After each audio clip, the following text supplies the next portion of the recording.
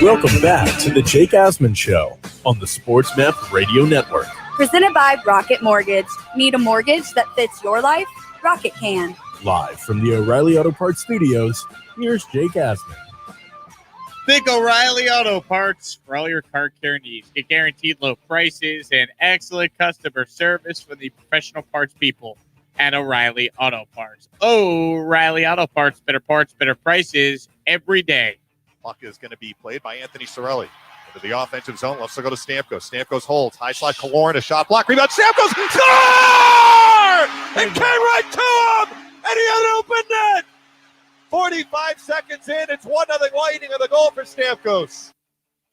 Oh, it was painful to watch this game unfold last night. Unless you're a Lightning fan, then you probably had a blast. Or you're a Ranger fan, then you probably had a blast. The Islanders were absolutely dismantled last night in Game 5 in Tampa. The call there with the Stamkos goal 45 seconds in on Lightning Radio.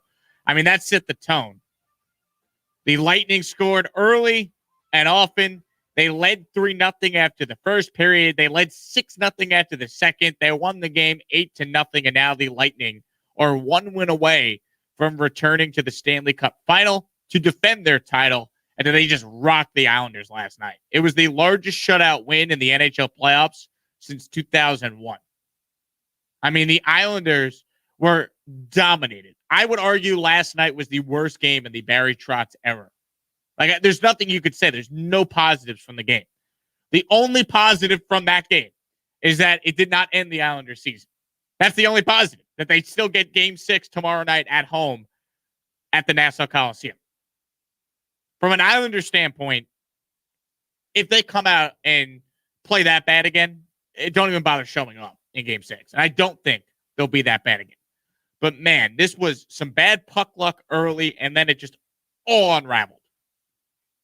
You know, Semyon Varlamov got pulled after the third goal. It wasn't his fault.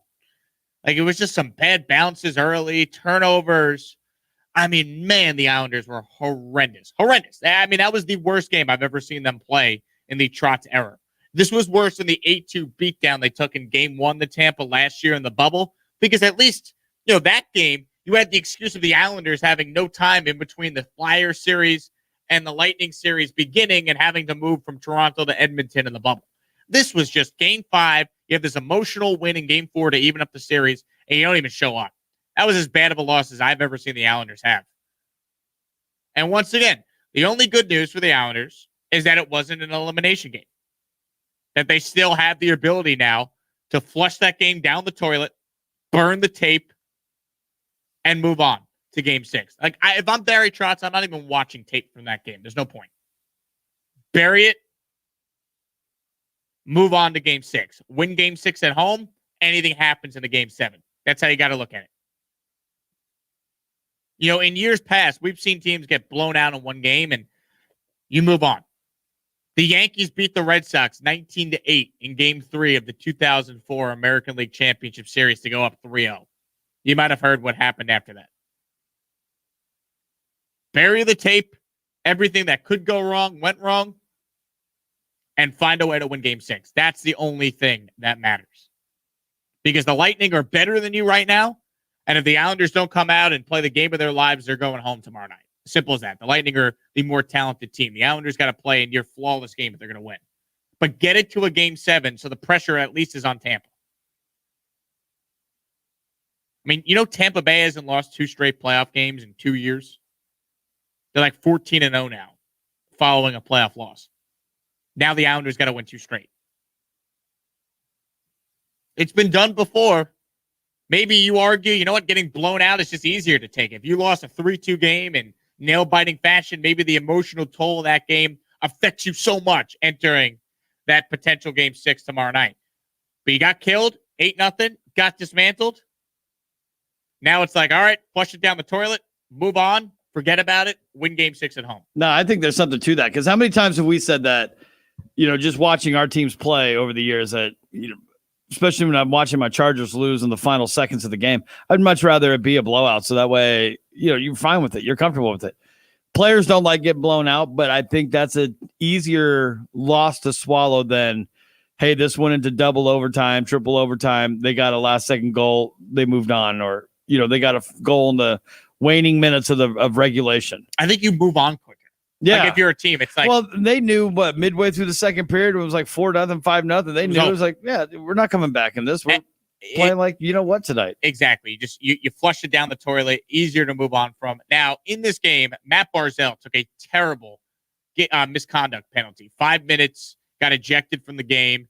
I don't believe the NHL will suspend him for it. I think that'd be a little harsh, but that's a dumb penalty by the Islanders' best offensive player. That just can't happen. And Barry Trotz, after the game, rightfully said he was disappointed, and I'm sure he'll speak to Barzal if he didn't already, after that incident. That just can't happen. That was a dumb penalty by the Islanders' best player. Can't do it. Let's hear from the head coach of the New York Islanders. This was Barry Trotz saying, hey, if getting your ass beat 8-0 doesn't motivate you for game 6, then nothing I say can help motivate the team. The game, this result, how we played, if that doesn't motivate us, then I'm not too sure what will. There's nothing I can say that will motivate them. I think we just got to man up, understand all the things that we need to do, and this group does. And like I said, we have to leave our best game out there now, because obviously tonight wasn't our best game, and we put ourselves in a real tough bind. Understatement of the year from Barry Trotz. Tonight was not our best game. It was the worst game I've ever seen the Islanders play since he's been the head coach, which is crazy. I mean, it doesn't happen with the Islanders. They didn't show up. They just got out hustled. They were sloppy with the puck. The Lightning were just so much better than they were. But Trotz is right. I mean, if getting your rear end kicked like that does not motivate you to come out and play much better in game 6, nothing will. And that's the team the Islanders had. So I expect them to play well in game 6. Doesn't mean they're going to win. The Lightning are that good. But the idea that the Islanders are just a dead duck now, that I'm going to show up in game 6, I don't buy that. This was Brock Nelson on if the Islanders will be ready to try and bounce back in game 6. In this group, played for one another for a long time, a high character group. So we're going to leave this one here. I'll learn from a bit, but come out back at the Collie, and we'll need to play a better game. It's just plain and simple. Yeah, I mean, there's really not much analysis from this game. One team came out and kicked the living you-know-what out of the other team. That's what happened in this game. I mean, that's it. The Lightning were better, and the Islanders have their backs against the walls now, facing elimination for the first time this season.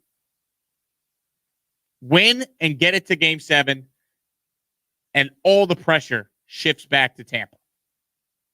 Tampa's the team that would have to try and avoid blowing a 3-2 series lead. Tampa's the team that would have they're the defending champs. They're the Vegas favorites to win the cup. They have all this talent left. All you could do is win game 6. I mean, one game at a time. You burn the tape. Getting killed makes it easy to move on from. It's not like you're losing a 3-2 heartbreaker in overtime.